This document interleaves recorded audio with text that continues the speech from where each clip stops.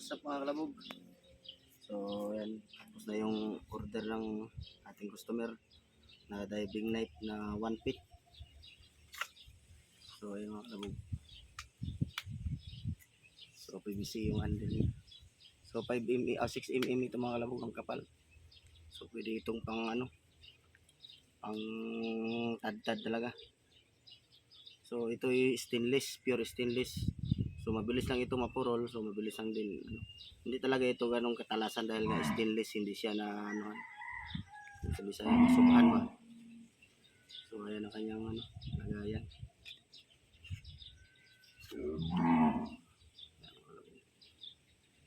So dito yan lalagay. So bahala na siyang maglagay ng strap or rubber interior para dikit na dikit talaga sa paa.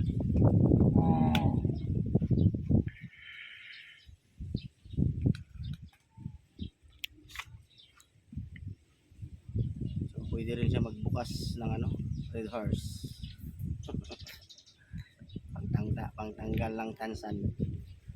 Nilagyan natin. Hindi natin binutasan. So ayan.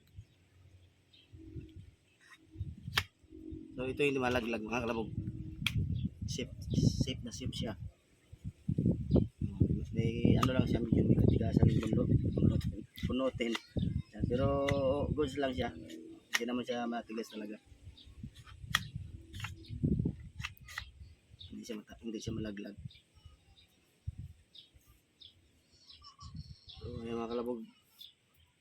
Tapos na tayo sa mga lahat ng mga accessories at saka sa mga rail, diving knife, pulley ng inverted. May nag-order din sa atin, taga Bacolod. Pulley at saka roller accessories ng inverted. So magbibideo rin tayo nun. So ito mga kalabog ang diving knife 1 feet. So ito is 1,600.